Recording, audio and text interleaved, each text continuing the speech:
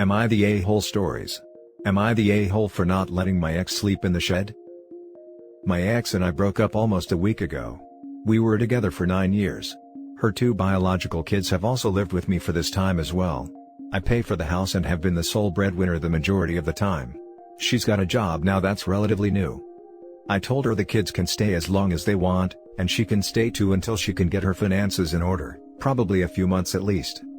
At one point in our conversations, I mentioned that if we broke up, I wouldn't want to stay in the house because it would hurt too much, all those memories in an empty house.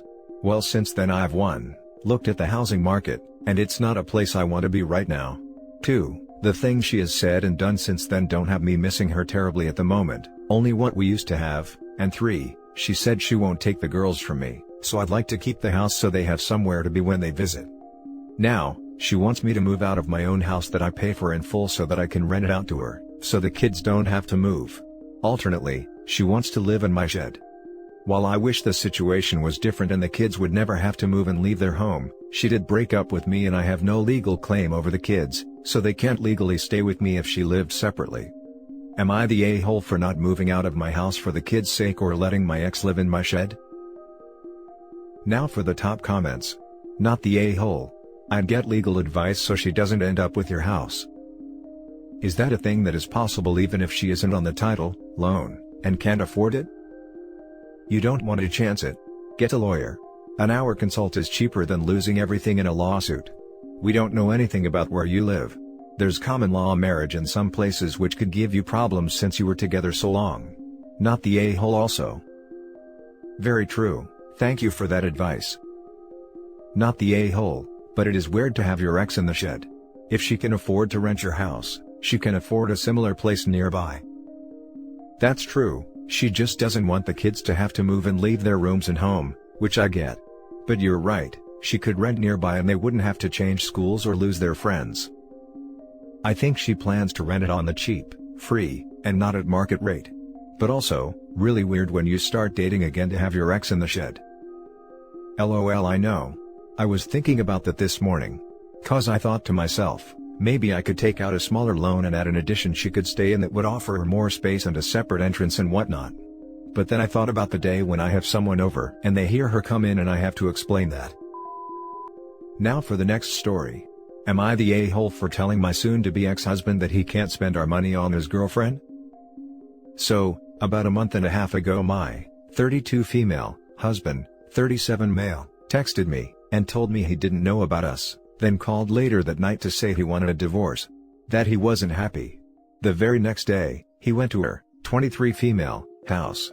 And he's been there pretty much ever since. We have 3 kids, 12 male, 6 female, and 1 male. I've been a stay-at-home mom the last year and a half, to be with our youngest and because of COVID. So, this has left me scrambling, trying to wean our son, find childcare, and get a job. By myself. My ex is staying over an hour away with her. We have pretty much no savings, and he's still paying the bills here until I can find a job and childcare. Now, I've had calls back about jobs, but every daycare I have contacted is full. All of them. Not one accepting 1-year-olds. My ex is spending hundreds of dollars on this girl. He takes her out to eat, buys her things, they go to bars. Also, let me say, a month before he told me he was leaving us, we were looking at houses and planning a move. The kids and I were blindsided. We didn't fight a lot. He works 3rd shift, so the most we argued about was that he didn't spend enough time with the kids. But we didn't have a bad marriage. I cooked, cleaned, took care of all childcare and household duties. I paid bills. He worked and slept. Anyway, I've been telling him not to spend our money on her. I need to be able to afford to get my son into daycare if I'm going to get a job. But now all he says is that it's his money, and I can get a job. Which I'm trying, and he's no help. I can't do anything without someone to watch my 1-year-old. But I've told him that it's our money until those papers are signed or until I can get a job. He's calling me a petty jealous a-hole, but I think he's the one being unreasonable. He practically abandoned our children. Only sees them because I lost it, because our children are having breakdowns and don't understand why he doesn't want to be with us. And was irritated I put them in therapy. Anyway, am I the a-hole for telling my ex that he can't spend our money on his new girlfriend until we're divorced or I have a job? Or am I just an entitled butt? Not the a-hole. Take bank statements from when you suspected this affair started and go see an attorney. Also bring a list of your household bills and estimated child care cost. Bring pay stubs from him too. The attorney will take it from there. Yeah, this. OP, stop worrying about your ex's feelings. Worry about keeping a roof over your kids' heads. Lawyer up. Clearly he doesn't care about her feelings. I'd like to see the update in a couple of months where he won't feel so good with his child, meaning his girlfriend. Not the a-hole, and you need a divorce attorney immediately. Don't delay another day, start looking right now. I've found one. I plan on calling Monday. I'm definitely going for child support and alimony. If you have the option, then I would call today, rather than wait the weekend. Honestly, you need someone ASAP. Very low chance you two are going to agree on how to spend money. Stop wasting your breath on this and get a lawyer. You can't afford not to get one. The lawyer can file for you to get support until the divorce is finalized. Not the a-hole, but it's a futile task to try to argue with someone who thinks it's okay to leave the rest of his family, including 3 small children, with 0 income to live on. Stop wasting your time and start fighting for your legal rights. Not the a-hole.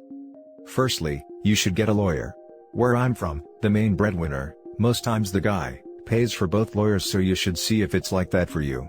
That man is selfish and a total a-hole. Thank you.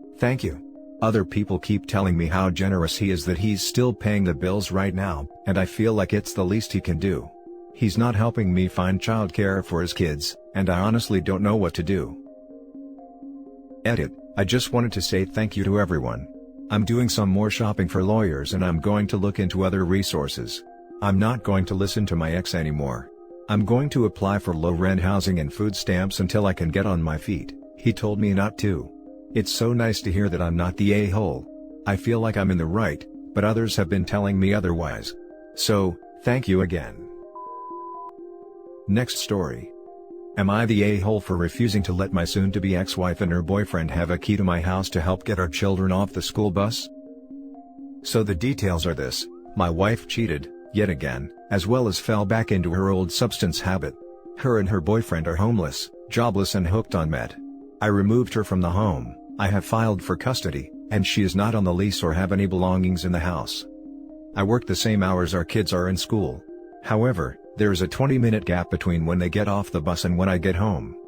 So to help with this, my mother has been stopping by and letting the boys into the house and sitting with them until I get home.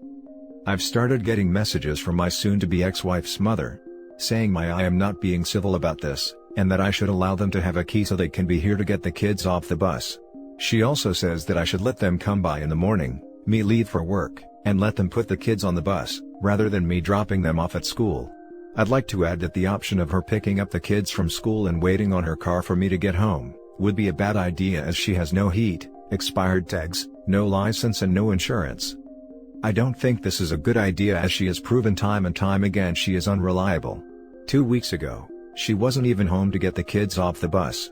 I rushed home to find my children crying in the front yard. Add in the fact that she is on crystal, not alleged, is factual, and has not only stolen from me but from other family members. Plus, I do not trust her boyfriend at all. So, am I the a-hole here? Children are ages 10, 9 and 6. Now for the top comments. Not the a-hole. You really don't have to keep reading after hooked on meat. Yeah, give them a key and say goodbye to your stuff, or hello to your new roommates. Exactly. Not the a-hole at all. She should have as little time with the children as legally allowed, and giving her a key would almost certainly lead to her and her boyfriend using your house while you're at work, doing D's there, stealing things for D money. If your mom is reasonably able and willing to help you until another arrangement can be made, stick with that. Much safer all around. Not the a-hole. Keys to the house is a bigger issue than just picking up the kids. They could come and go anytime they want. And it's pretty clear they can't be trusted. This is a big safety issue. What's to stop them from entering your home one night high on crystal? Obviously you know them better than I do to know if they'd actually cause any harm, but that's a big concern. And if your mom doesn't mind being there for your kids after school, then I don't see an issue with that continuing. If you have ever been around anyone on crystal, especially after they have been on a binge and up for days, it's scary, and I wouldn't trust anyone. My own sister and brother are into that stuff bad. They both have been around me when tweaking after days of being up, and it's very scary. They are unpredictable and get irritated easily. They just stand there sweating and eyes darting around a mile a minute while scratching everywhere. Then they also act crazy and get in people's faces as well, and just in general do stuff they would never do sober. I didn't feel safe at all physically the last time they were around super high, so I don't go anywhere they will be anymore. If family wants to deal with them, fine, but I won't be there. There have been fights and thefts almost every time they are there. Even if it was my spouse, who I love and trust, and who luckily would never touch Crystal, who decided to do that, I wouldn't be around him as that stuff can make you violent, and literally make you have a severe psychotic break. Those kids need supervised visits.